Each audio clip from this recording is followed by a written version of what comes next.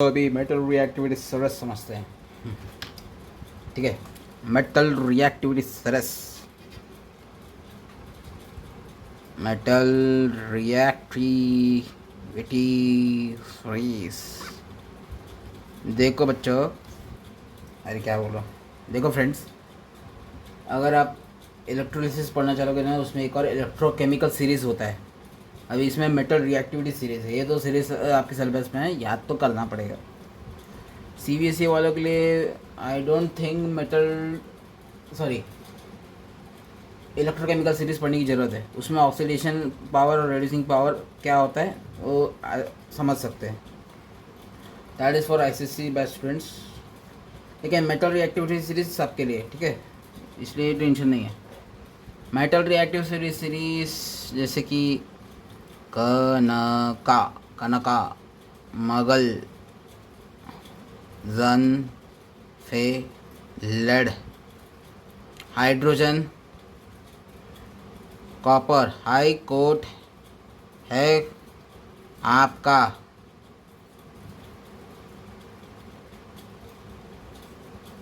ये तो कॉमन है, नीचे का तो याद करने का तरीका है सेम है। हाई कोट है आपका, का को उड़ा दिया है। मैंने भी जब स्कूल में पढ़ा था तो यही हाई कोट है आपका, ये न्यूमेरिक यूज़ किया था। H for hydrogen, copper, mercury, silver, gold, platinum. Gold platinum तो नीचे, बहुत नीचे, ठीक है। और जो ये देखो मेटल रिएक्टिविटी सीरीज़ में जो सबसे ऊपर होता है हाईली रिएक्टिव है, जैसे sodium, potassium, calcium, magnesium, aluminium, zinc, iron, lead. Lead तो इतना भी नहीं है, ठीक है। इसमें भी और भी कई सारे मेटल्स आते हैं। लिथियम आता है, मैंगनीज आता है, स्ट्रॉन्टियम आता है, कोबाल्ट आता है, निकल आता है, उतना सब और भी है मेटल ऊपर के में याद करने के लिए, लेकिन वो उतना अभी रिक्वायर्ड नहीं है। जितना लिखा है उतना ही पढ़ना है, ठीक है। तो इसको याद करने का तरीका बहुत अलग है। यूट्यूब में बहुत सारे न्यूमेरिक्स मिल जाएंगे, यहाँ आपके स्कूल में भी अलग अलग न्यूमेरिक्स की ट्रिक्स पता ही रहेंगे, ठीक है। तो सिंपली मैंने तो ऐसे याद किया था, कनका मगजन फे लेड, फिर हाई कोट है आपका, ये तो फेमस है। Potassium, sodium, calcium, magnesium, aluminium, zinc, iron और लेड। देखो ये मेटल रिएक्टिविटी सीरीज़ में से ये जो भी मेटल्स है कांट डिस्प्लेस हाइड्रोजन, और सिंपली बोले तो don't react with water in any condition. कोई भी कंडीशन में वो पानी में रिएक्ट नहीं करेंगे। Lead, hydrogen, copper, mercury, silver, gold, platinum, ये सारे मेटल्स पानी से बिल्कुल रिएक्ट नहीं करेंगे, कुछ भी हो जाए, ठीक है। देखो मेटल रिएक्टिविटी सीरीज में जो ऊपर जो सबसे टॉप रहता है ना, वो नीचे वाले एलिमेंट को रिएक्शन में डिस्प्लेस कर सकता है, मतलब उसके पास उससे ज़्यादा पावर है।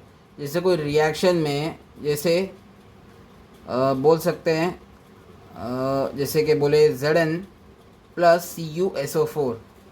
तो मेटल रिएक्टिविटी सीरीज में आप देखोगे तो जिंक इस अबो कॉपर, कॉपर और जिंक दिखेगा तो जिंक सबसे ऊपर है। तो zinc will replace copper and will form ZnSO4 plus Cu, ठीक है। अब Cu प्लस ZnSO4 ऐसा कोई रिएक्शन रहेगा जो ये पक्का नहीं हो, कभी नहीं होने वाला। क्यों? Because copper is below the metal reactivity series. Zinc ऊपर है, जो ऊपर है वो नीचे वाले को कभी डिस्प्लेस नहीं कर सकता कोई भी रिएक्शन में, ये रूल है। इसलिए metal reactivity series is very important, okay.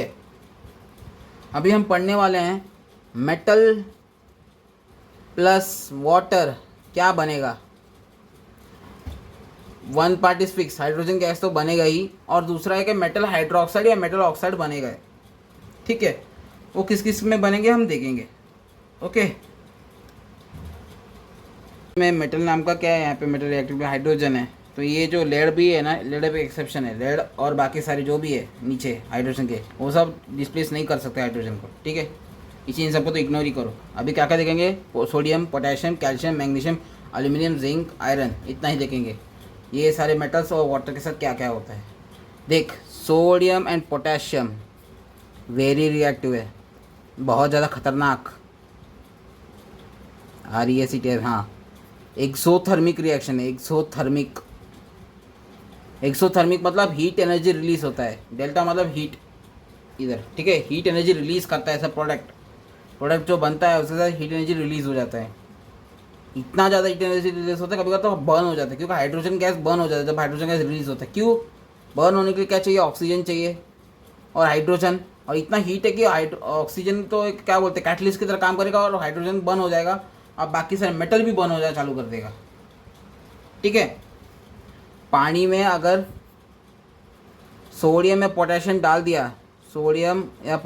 डाल दिया तो बबल के फॉर्म में हाइड्रोजन गैस तो रिलीज़ होगा, H2 गैस तो रिलीज़ हो जाएगा, और बाद में सोडियम पोटेशियम फ्लोट करेंगे वाटर में।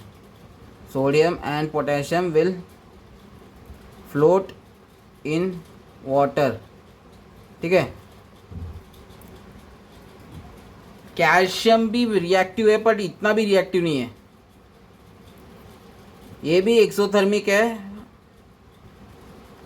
But not like sodium and potassium. ठीक है, लेस हीट एनर्जी रिलीज करता है, ऊपर का साइन मतलब रिलीज कर रहा है, मान लो गैसेस में अपवर्ड साइन मतलब इट इज रिलीजिंग मतलब निकल रहा है।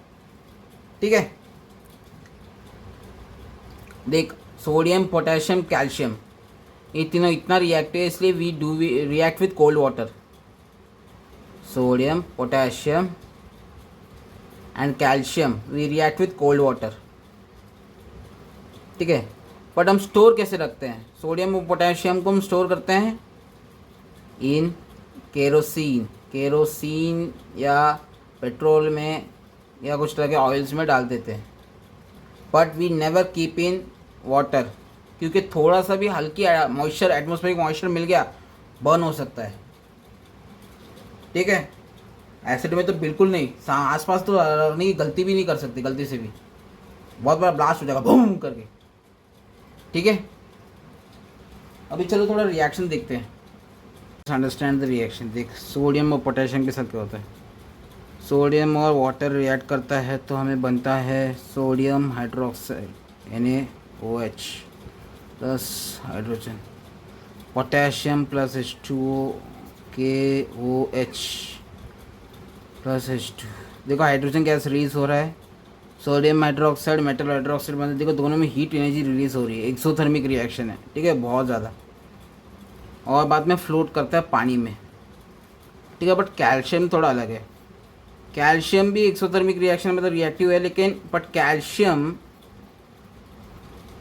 एक वाइट PPT बनता है, वाइट प्रेसिपिटेट, या फिर क्या बोलते हैं उसको, मिल्की सोल्यूशन बनता है। एनालिटिक केमिस्ट्री में इंपॉर्टेंट है मिल्की सोल्यूशन प्लस H2। देखो, रिएक्शन बैलेंस करने का टेंशन नहीं लेने का आपको, आप लोग बैलेंस कर सकते हो। ठीक है, एक हिट एंड ट्रायल से करो, या जो मैंने ABCD मेथड बहुत पॉपुलर है, नेट पे तो मिल भी जाएगा। अगर आपको मेरे चैनल से देखना है तो मोल कॉन्सेप्ट है ना, मोल कॉन्सेप्ट का पहला वीडियो जो मैंने अपलोड किया था, उसमें मैंने एक एग्जांपल में समझाया है how to balance the reaction using ABCD method. Okay, या फिर और भी कई ट्रिक्स है, आप कोई भी ट्रिक यूज़ कर सकते हो। सोडियम प्लस, देखो तीनों को कोल्ड वाटर चाहिए, कोल्ड वाटर ठंडा पानी, ये इंपॉर्टेंट है। पानी ऐसे लिख नहीं सकते हॉट वाटर है क्या कोल्ड वाटर है, स्टीम है, कुछ नहीं पता। कोल्ड वाटर ठंडा पानी, तीनों कोल्ड वाटर के साथ रिएक्ट करेंगे और हाइड्रोक्साइड और वाटर रिलीज करेंगे। ठीक है, कौन से हुआ? क न का हो गया। अभी magnesium, now let's understand magnesium क्या करता है? Magnesium need hot water. अभी तक ठंडा पानी देखा, उस मैग्नीशियम को रिएक्ट करने के लिए गर्म पानी चाहिए, तो बनता है magnesium hydroxide plus hydrogen gas. देखो, डाउनवर्ड एरो मतलब PPT, अपवर्ड एरो मतलब गैसेस है, तो रिलीज हो रहा है। ओके, ये भी एक PPT प्रेसिपिटेट बनता है, PPT लिखते हैं शॉर्ट फॉर्म में। ओके, तो मैग्नीशियम का भी हो गया। अभी कौन सा बचा? क न का मगल, Aluminium, zinc और iron, these are the metals which will form metal oxide, not hydroxide. और ये किसके साथ रिएक्ट करेंगे पता है क्या? स्टीम के साथ, मतलब water in vapour form. Aluminium, zinc and iron plus H2O plus H2O plus H2O, that is steam. Steam. तो इसमें क्या बनता है देखो, ऑक्साइड बनेगा Al2O3 plus H2, ZnO plus H2, Fe. देखो ये वाला रिवर्सिबल रिएक्शन है, इंपॉर्टेंट बात. Fe3O4 प्लस H2, Fe2O3 फिर बाद में वापस रिएक्ट करेगा तो वापस Fe3O4 बनेगा फाइनल प्रोडक्ट और हाइड्रोजन गैस रिलीज होगा. ठीक है, तीनों स्टीम में रिएक्ट होता है, ऑक्साइड बनता है और हाइड्रोजन गैस रिलीज होता है. ठीक है, इसमें जिंक ऑक्साइड का एक प्रॉपर्टी है, ZnO zinc oxide yellow colour में रहता है व्हेन हॉट और वाइट कलर में कन्वर्ट होता है व्हेन कोल्ड, मतलब ठंडा हो जाता है तब वो वाइट कलर में रहता है जिंक ऑक्साइड, और गर्म रहता है तो वो येलो कलर दिखाता है. Okay, I hope you understood it. Metal water का क्या रिएक्ट होता है तो क्या बनता है. अभी नेक्स्ट देखेंगे मेटल प्लस एसिड. तो उसमें देखो याद रहना चाहिए, metal plus acid is salt plus hydrogen gas. इसमें भी एक एक्सेप्शन है, नाइट्रिक एसिड HNO3, वो देखते हैं. Metal plus acid is salt plus hydrogen. जैसे डायल्यूट मिनरल एसिड है, DN, हाँ, डायल्यूट मिनरल एसिड जैसे HCl और H2SO4, नॉट HNO3. अभी इसका रीज़न क्यों है बाद में बताऊंगा, पहले देखते हैं. जैसे सोडियम पोटेशियम तो हम रिएक्ट बिल्कुल नहीं करेंगे बिकॉज वेरी रिएक्टिव है, बांड बच जाएगा. ठीक है, calcium plus HCl, CaCl2 plus H2 बनेगा. Zn प्लस HCl तो बनेगा ZnCl2 प्लस H2.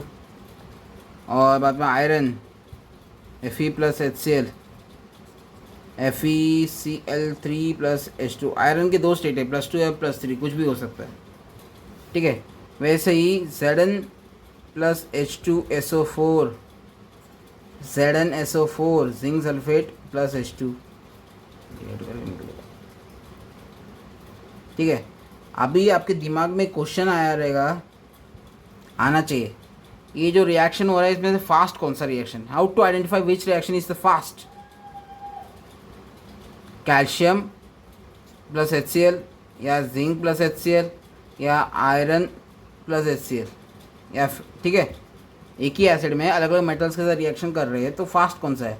अभी मेटल रिएक्टिविटी सीरीज ही इसका आंसर, जो ऊपर है मेटल रिएक्टिव सीरीज में सबसे ऊपर है वो उसका फास्टर होगा और जो नीचे है वो स्लोअर होगा. देखो कैल्शियम का है सबसे ऊपर, जिंक नीचे, आयरन उसके नीचे, तो कैल्शियम बड़ा रहेगा, जिंक उसके बाद फिर आयरन लास्ट में.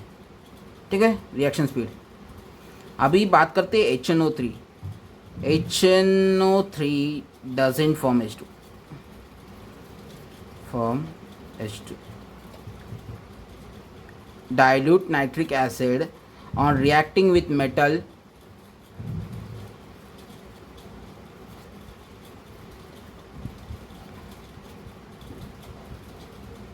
doesn't form H2 gas. Reason is HNO3 is a strong oxidizing agent. Give reason में आएगा, strong oxidizing agent. वो H2 को H2O में ही कन्वर्ट कर देगा, वो H2 को पानी में ही बना देगा. ऑक्सीडाइजिंग एजेंट मतलब खुद का रिडक्शन दूसरे का ऑक्सीडेशन कराना, तो हाइड्रोजन को ऑक्सीजन दिलवा के वो पानी में कन्वर्ट करवा ही देगा वो. इसलिए हाइड्रोजन गैस नहीं बनता HNO3 में. बट अगर आप यही लिखोगे तो एग्जाम में फ्री में अंडा मिलेगा, क्योंकि इसमें भी एक्सेप्शन है. Chemistry is full of exception, कुछ ना कुछ तो एक्सेप्शन रहता ही है. Manganese and magnesium, manganese and magnesium hydrogen gas बना सकता है HNO3 के साथ under certain condition. Okay, now let's understand metal plus another metal salt solution, metal salt solution of other metal metal,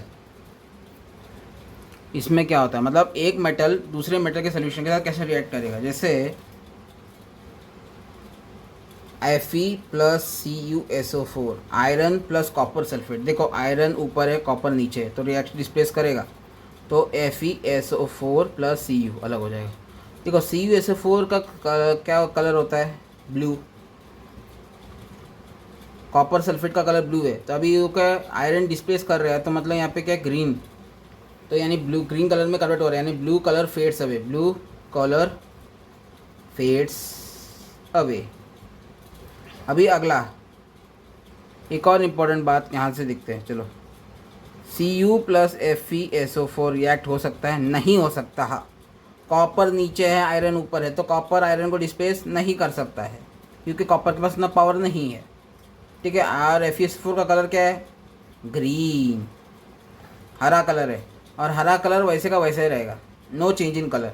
यहाँ पे चेंजिंग कलर होगा क्योंकि iron ने डिस्प्लेस किया, ठीक है। अभी अगला मेटलर्जी का कुछ थोड़ा सा बेसिक देखेंगे कि मेटलर्जी का प्रोसेस क्या है, कैसे रिएक्ट होता है, उसके बाद ये सब्जेक्ट ख़त्म, आई मीन ये चैप्टर ख़त्म।